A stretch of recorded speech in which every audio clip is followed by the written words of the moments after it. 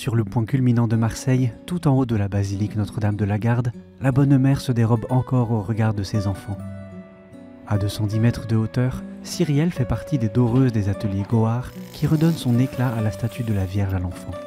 Là, on travaille actuellement sur la pose de la feuille d'or sur le visage de l'enfant Jésus. Hier, on a posé la miction. Ce qu'on appelle la miction, c'est une sorte de colle, un vernis à lui. On le pose la veille, on la teinte un petit peu en rouge pour qu'on puisse voir où on passe. Et ensuite, on attend minimum 12 heures qu'elle tire. Et au bout de ces 12 heures, on peut dorer. Les feuilles posées, les doreuses passent ensuite à l'époussetage avec un gros pinceau appelé le gros pépère. Et en fait, on va venir chercher à casser la feuille et à remplir toutes les petites cassures et les petits manques qu'il peut y avoir dans les creux, qui permet de révéler ce à quoi va vraiment ressembler la statue à la fin. Notre-Dame de la Garde, Ayez pour nous. au nom du Père, du Fils et du Saint-Esprit. Amen. Le père Olivier Spinoza, recteur de la basilique, se réjouit de pouvoir assister d'aussi près à la réfection de la Bonne Mère. Pour lui, la dorure n'est pas qu'un apparat, mais est chargée de sens. La dorure de la Vierge Marie, son vêtement doré, son visage doré, nous rappelle que la Vierge Marie est toute lumineuse de l'intérieur parce qu'elle porte la lumière du Christ et que rien en elle a fait obstacle à cette lumière du Christ. Donc cette lumière extérieure, elle nous parle de la lumière intérieure qui jaillit et que la Vierge Marie veut nous transmettre pour que nous aussi, nous soyons beaux de la lumière du Christ. Et la beauté de la Vierge Marie nous parle de la beauté à laquelle nous sommes appelés. Pour lui redonner cet éclat, entre 30 et 40 000 feuilles d'or auront été nécessaires pour recouvrir toute la statue, des pieds à la couronne. Celle-ci a été déboulonnée pendant l'été afin d'être nettoyée et restaurée. Et c'est l'artisan chaudronnier aixois Thomas Pagès qui s'en est chargé. La couronne était bien abîmée, donc il y avait des fissures, il y a eu des trous qui ont été aussi réalisés par les gens qui ont posé les anciennes lumières au ACI pour passer les câbles électriques et autres. Il fallait absolument la descendre de la tête de la Bonne Mère. J'ai dû recréer l'armature de la couronne qu'on a passé pour de l'inox, qui est du coup un matériau inoxydable qui permet d'être beaucoup plus durable dans le temps. Restaurée, sa structure remise à neuf, il ne lui manque plus que son habit d'or. Fait exceptionnel, elle est redorée en public dans la basilique. Hermance prend le temps de répondre aux visiteurs. Vous voyez, ça vole un peu. On enlève tous les surplus et en fait on vient tout lisser pour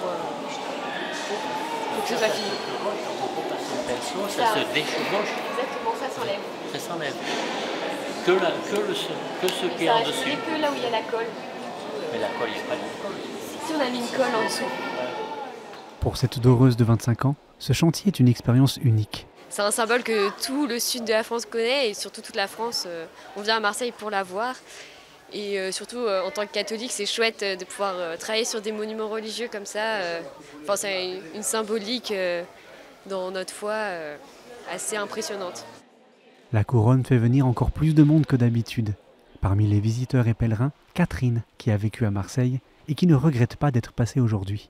Il y a bien longtemps que je n'étais pas venue à Notre-Dame de la Garde et j'ai eu beaucoup de chance. C'est très impressionnant de voir cette couronne qui va rayonner sur Marseille et qui va remplir le cœur des Marseillais et aider beaucoup de personnes. C'est vraiment une belle journée pour moi. Alors que la fin du chantier approche, Xavier David, architecte chargé de la restauration de la basilique, profite des derniers moments où il pourra voir la statue d'aussi près. Depuis quelques semaines, je monte quasiment tous les jours. Et moi, ce qui me touche beaucoup, c'est que tous ceux qui ont travaillé, tailleurs de pierre, doreurs, peintres, chaudronniers, plombiers, ils sont tous nostalgiques de la fin de ce chantier. Moi, sans doute le premier. Nostalgique mais fier, car c'est toute une remise à neuf qu'a connue la basilique ces derniers mois. Ce chantier avait pour objectif la dorure de la statue. Il était temps, après 35 ans.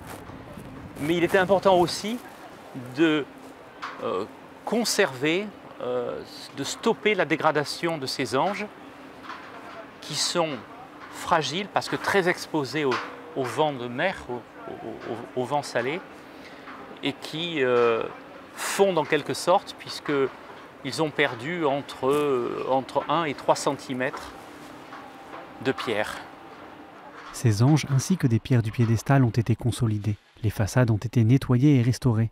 En tout, le chantier aura coûté près de 3 millions d'euros, dont 1 million est venu de donateurs particuliers. Il ne reste plus qu'une étape à ce chantier de 8 mois, rendre sa couronne à la Bonne Mère. Il ne reste plus qu'à enlever le polycarbonate et la couronne pourra être posée. On va l'équiper d'un paratonnerre, on va mettre les petites lampes obligatoires pour les avions. Et les doreuses pourront faire les raccords entre la tête et le départ de la couronne. Le 17 octobre à l'aube, plusieurs membres des équipes du chantier et du sanctuaire sont présents pour assister au couronnement, qui se fait à l'aide d'un hélicoptère. Le père Spinoza, natif de Marseille, introduit l'événement avec une fierté bien méridionale. Merci à chacun et à chacune, et nous allons pouvoir vivre ce moment symbolique, ce moment historique, ce moment, allez, je vais le dire avec fierté, qu'on peut vivre qu'à Marseille.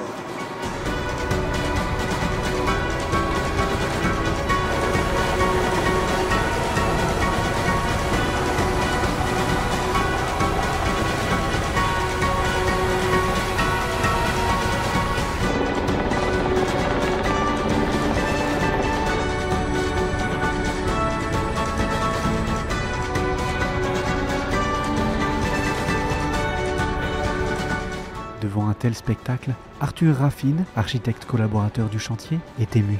C'est très émouvant pour moi personnellement, c'est un kairos, c'est un temps de grâce. Il fallait être là, ça dure très peu et ça conclut des années de travail. Donc on est très ému et très fiers d'être là à ce moment-là. Il y aura d'autres tranches pour les restaurations intérieures, des éléments. La basilique a besoin d'entretien toujours régulier, mais aujourd'hui cette première tranche, elle se termine par la dépose des 50 tonnes d'échafaudage en 3 semaines. On va pouvoir dire aux Marseillais, voici ta mère, et à la Bonne Mère, voici tes enfants. La Bonne Mère rénovée va se révéler aux yeux de tous dans les prochaines semaines. L'inauguration officielle aura lieu le 7 décembre prochain.